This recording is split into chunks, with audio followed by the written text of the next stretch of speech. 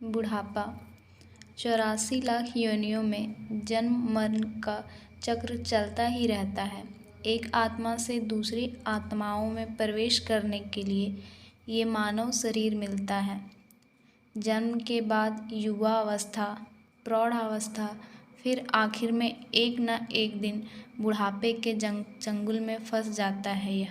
यही जीवन चक्र प्रकृति का नियम भी है। फिर मन में ये डर बैठ जाता है कि बुढ़ापे में न जाने हमारा क्या हाल होगा। बुढ़ापे में हमें कौन सहारा देगा, कैसे दिन गुजरेगा। असहनीय पीड़ा, दुख, दर्द, निसहाय, अकेलापन, तन्हाई काटने को दौड़ेगी। ना जाने क्या हालत होगी। बस यही सोचते हुए समय व्यतीत करते हैं। अपने जीवन के कर्तव्यों का पालन करते हुए बच्चों का पालन पोषण, पढ़ाई लिखाई, उज्जवल भविष्य की चिंताओं के बाद शादी विवाह, उसके बाद नाती पोते के साथ खेलते हुए, इंतज़ार की घड़ियां गिनते हुए, अतीत के पन्नों को दोहराते हुए, कभी कर्मों या दूसरों को दोषी ठहराते रहते हैं। राम प्रसाद जी कंपनी में कार्य करते हुए अब 60 साल हो गए। सेवानिवृत्त होकर सुबह शाम खेतीबाड़ी का काम देखते थे। उनके 7 बेटे व एक लाडली बेटी, सभी अच्छे परिवार में सुखी जीवन व्यतीत कर अलग अलग जगहों में रहते हैं। सिर्फ छोटा बेटा, बहू व उनके बच्चे गांव की खेती देख रेख करते, संभालते और अम्मा बाबूजी की सेवा करते। सभी बच्चों की पढ़ाई लिखाई पूरी होने के बाद अपने कार्यों में व्यस्त हो गए। बड़ा बेटा इंजीनियर बन गया, शादी हो गई। दूसरा बेटा डॉक्टर के पद पर कार्यरत हो गया। तीसरा अपना खुद का व्यवसाय खोल लिया, अच्छा कमाने लगा। चौथा बेटा पुलिस अधीक्षक बन गया। पांचवा बेटा गांव में ही रहकर खेती बाड़ी संभालता है। इकलौती बेटी की अच्छे परिवार में शादी कर दी। ऐसे सभी बच्चों का घर परिवार सबकी अपनी गृहस्थी बसाने के बाद ही राम प्रसाद जी निश्चित हो गए थे। अब कुछ दिनों बाद राम प्रसाद जी सेवानिवृत्त होकर आराम से जीवन जीना चाहते थे। लेकिन राम प्रसाद जी की पत्नी भी उम्र के साथ साथ कुछ न कुछ बीमारियों से जूझते रहती थी। कभी बीपी ऊपर नीचे होता, शुगर लेवल कम हो जाता। इसी दौरान शुगर लेवल ज़्यादा बढ़ जाने से रोहिणी को अटैक आ गया था। शहर के अस्पताल में कुछ दिन भर्ती कराया। स्थिति ठीक हो गई थी, लेकिन चलने फिरने में दिक्कत हो गई थी। व्हीलचेयर पर ही बैठी रहती। एक तरफ का शरीर पूरी तरह से काम करना बंद कर दिया था। राम प्रसाद जी रोहिणी की सेवा खुद करते थे, बाकी बेटा बहू संभाल लेते थे। सारी सुख सुविधाओं के बावजूद अपना हर कार्य स्वयं करते और स्वस्थ रहते। बुढ़ापे में ऐसा लगता जैसे सभी बच्चे आसपास मौजूद रहें और ऐसी स्थिति में बुढ़ापे की लाठी बनकर सहारा दें।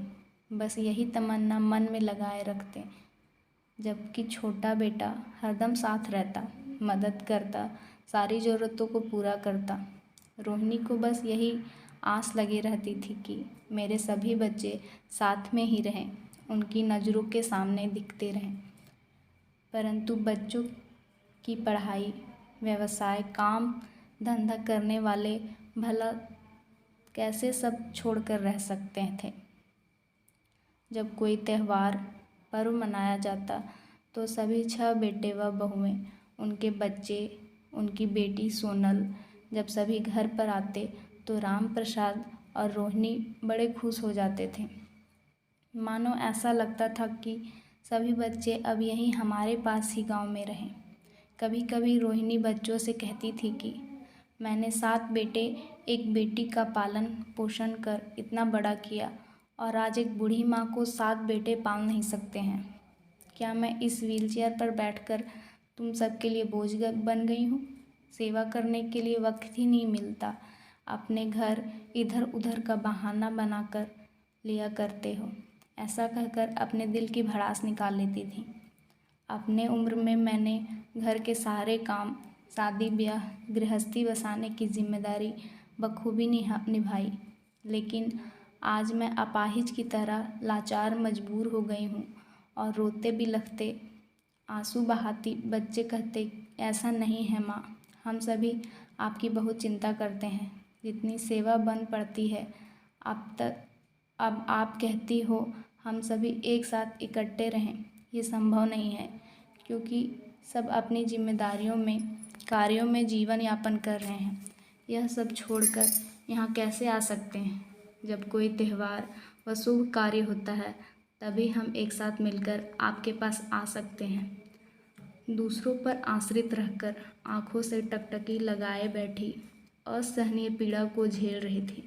बुढ़ापा एक असहनीय दर्द है जो सभी को झेलना पड़ता है, लेकिन समय रहते हुए सेवा भावना, स्नेहशील प्रेम रूपी मलहम लगाने से दर्द कम हो जाता है।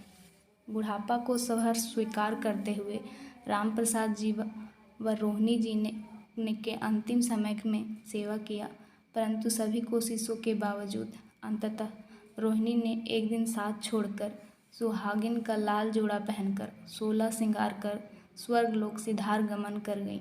अब अधेड़ उम्र बुढ़ापे में हम सफ़र संगिनी रोहिणी ने अकेला छोड़ दिया था। अकेलापन महसूस कर रहे थे, लेकिन सभी बच्चे नाती पोते का साथ सहारा देते हुए बुढ़ापे की लाठी बन गए हैं। फ्रेंड्स, तो कैसी लगी आपको यह राम प्रसाद जी और रोहिणी जी की कहानी?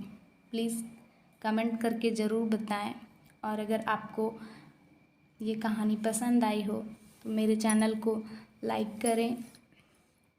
इस कहानी को लास्ट तक सुनने के लिए आपका बहुत बहुत थैंक यू।